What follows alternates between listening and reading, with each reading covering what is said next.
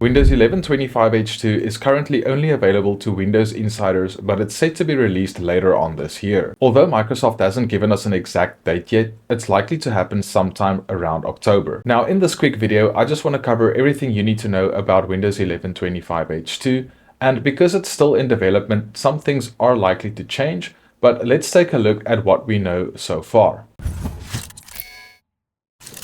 First things first, if you're already running Windows 11 24H2, then it's going to be as easy as restarting to install Windows 11 25H2. And the reason for that is that Windows 11 24H2 and 25H2 use a shared servicing branch. So to put that in simpler terms, Windows 11 25H2 uses the same source code as 24H2. So what's been happening is Microsoft has already started adding the 25H2 code to monthly updates in 24H2, but it's in a disabled state. So when you'll eventually be able to upgrade to 25H2, when you're going to restart your computer, the new features will become enabled and you're officially on Windows 11 version 25H2. So it's not a complete rewrite of the operating system like we had with 23H2 to 24H2. It's just an enablement package to get to 25H2. Now, if you're not running Windows 11 24H2 yet, then it is going to be a complete upgrade from the version you're running on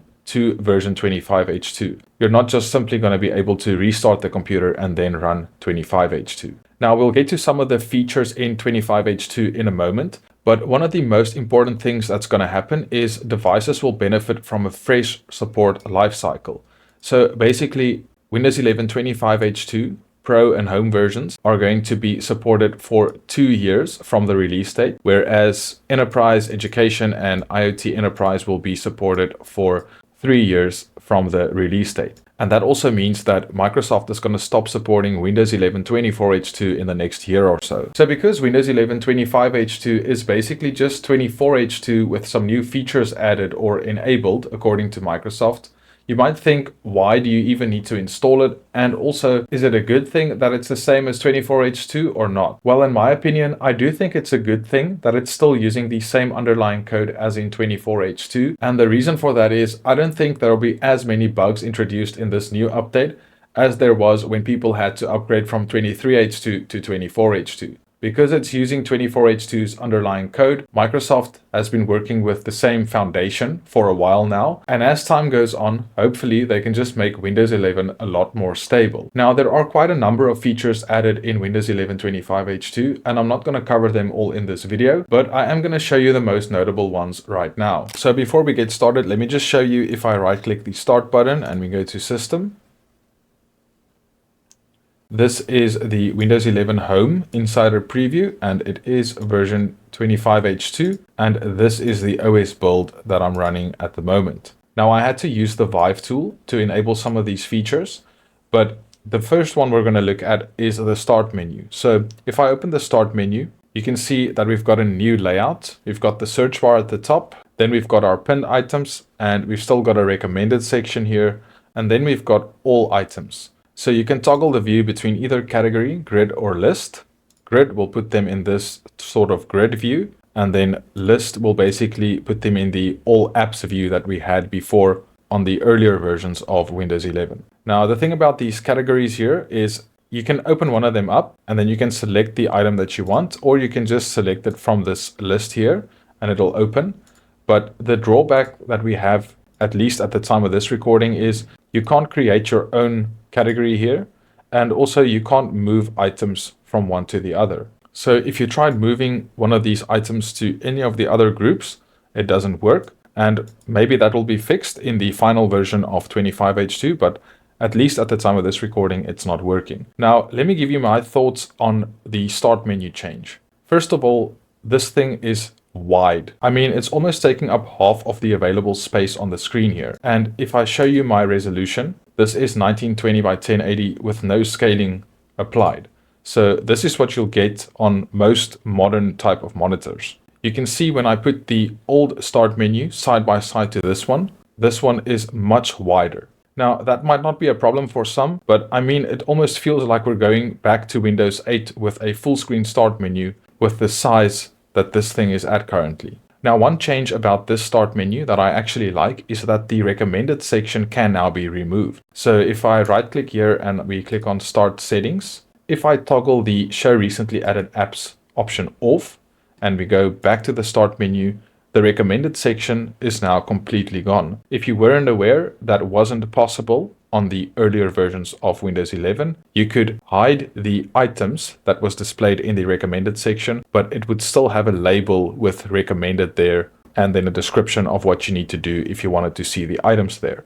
So this is a good change in my opinion. Now, personally, the category view, that doesn't do it for me. That's just my personal opinion.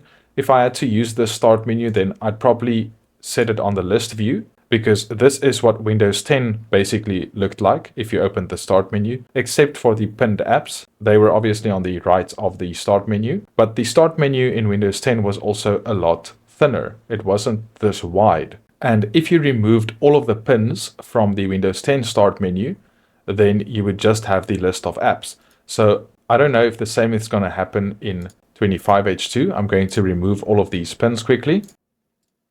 So after unpinning all of the apps, the pinned label also disappeared. So in my opinion, this is probably a start menu that I would use. This is the way I would set up the default start menu in Windows 11 if I was using the default start menu. I use Start All Back on Windows 11 because it gives me the ability to move the taskbar, but if I had to use the Windows 11 start menu, this is most probably how I would set it up. If I open it, there's no pinned apps or recommended stuff I have to go through. I can just find what I'm looking for on this list. Now, obviously, if you've looked at some of my other videos, you know that I uninstall a bunch of these apps that I don't use. I only keep installed what I do use, but this is a very nice change. The only thing I would still like to see here is an option to hover over the edge of the start menu here and then drag it smaller so that it's like half the size it is now. It just does not need to be this big. But that's just my opinion on the start menu. Let me know what you think in the comments down below. Now, the second feature I want to show you is if we open the taskbar settings and we go to taskbar behaviors, we now have the option to show smaller taskbar buttons. So currently it's set to never, but you can set it to when the taskbar is full or always. Now take a look at the taskbar.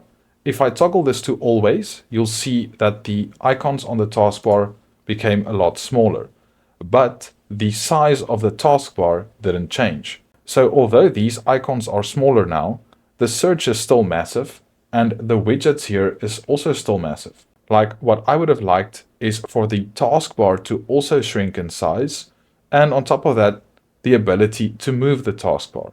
This is my main computer setup, and like I said, I use Start All Back to get the taskbar on top. I like to have a transparent small taskbar with all of the icons on top so that it doesn't take as much space as the default taskbar in Windows. On Windows 10, you could get this same look by just editing the registry. Now, that's not possible on Windows 11 anymore, but coming back to these small icons, I guess if you're someone that has hundreds of applications open on the taskbar, or you're just using a smaller resolution, then this might be helpful in navigating between the items on the taskbar. But in my personal opinion, this just isn't that great, and I would have liked to see the taskbar also shrink in size when you make the icons smaller. The next feature that we're going to cover is that you can access the phone link from the start menu. So I unfortunately wasn't able to get this working on my version of 25H2, but as you can see on the Windows Insider blog by Microsoft here,